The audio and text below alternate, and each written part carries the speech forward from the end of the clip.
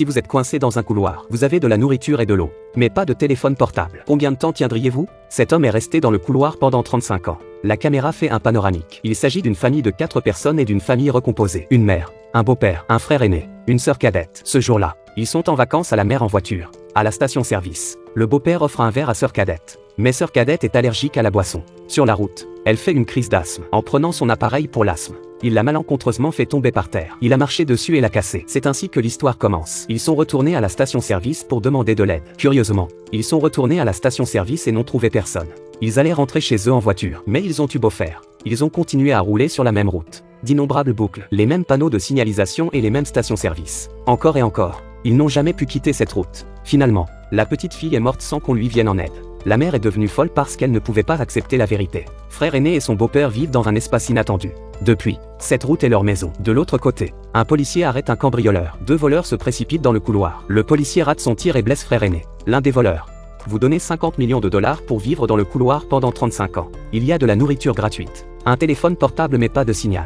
Cela vous plairait-il? L'histoire commence. Le frère cadet se prépare à emmener le frère aîné à l'hôpital avec la police. Ils arrivent au rez-de-chaussée et constatent que la porte ne s'ouvre pas. Mais l'escalier descendait toujours. Ils redescendaient. À leur grande surprise, ils arrivent au 9e étage. Le policier ne croit pas que ce soit tout ce qu'il y a à croire. Il a continué à descendre. Mais il est apparu dans les escaliers au-dessus du voleur. Il a continué à monter. Mais il est apparu dans les escaliers en dessous des cambrioleurs. La nourriture et l'eau qu'ils ont consommées chaque jour réapparaissent le lendemain. Ils sont piégés dans l'escalier. À la fin, frère aîné meurt d'une perte de sang. Le premier au 9e étage devient la maison de frère cadet et de la police. La scène se déplace dans un couloir d'hôtel. Un couple de jeunes mariés et un employé de l'hôtel. Le serveur ouvre la boîte contenant les abeilles. Mais le marié est allergique aux abeilles. Ils doivent donc sortir pour acheter des médicaments. Mais la vieille dame dans l'ascenseur doit être la mariée. Elle entre également dans l'espace de la boucle. Quelle était la raison de tout cela? L'histoire doit être réexpliquée depuis le début. Le beau-père et le frère aîné de l'autoroute vivent là depuis 35 ans. Avant de mourir, le beau-père s'est souvenu d'une histoire. Quand il était jeune, il est parti en voyage avec ses camarades de classe. Sur un lac, le batelier a accidentellement tué le camarade de classe du beau-père. Si bien qu'ils ont vécu sur l'eau pendant 35 ans.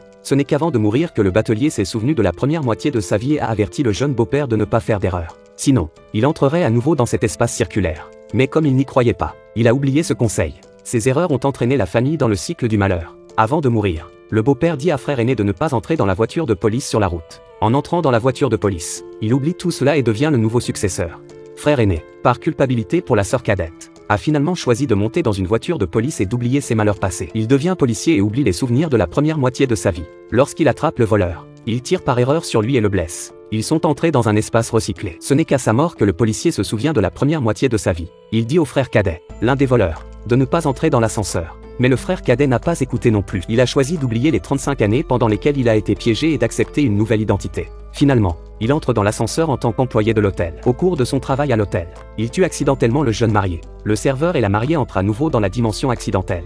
Le beau-père, le policier et le voleur vivent au total 70 ans dans la dimension. Ils ne se souviennent pas de leur passé jusqu'à leur mort. Ils sont punis pour les erreurs des autres. Mais ils impliquent également les autres pour leurs propres erreurs. Quelques images du film, apparemment sans rapport entre elles, se recréent 35 ans plus tard. Dans le film, le beau-père, le policier et le voleur choisissent tous d'oublier leurs erreurs lorsqu'ils sont confrontés à un choix. Cela les conduit à commettre des erreurs et à retomber dans le cycle. Le film nous rappelle que lorsque nous sommes confrontés à des malheurs et à des erreurs passées, nous devrions choisir de les affronter plutôt que de les fuir. La fuite ne nous apportera que plus de mal.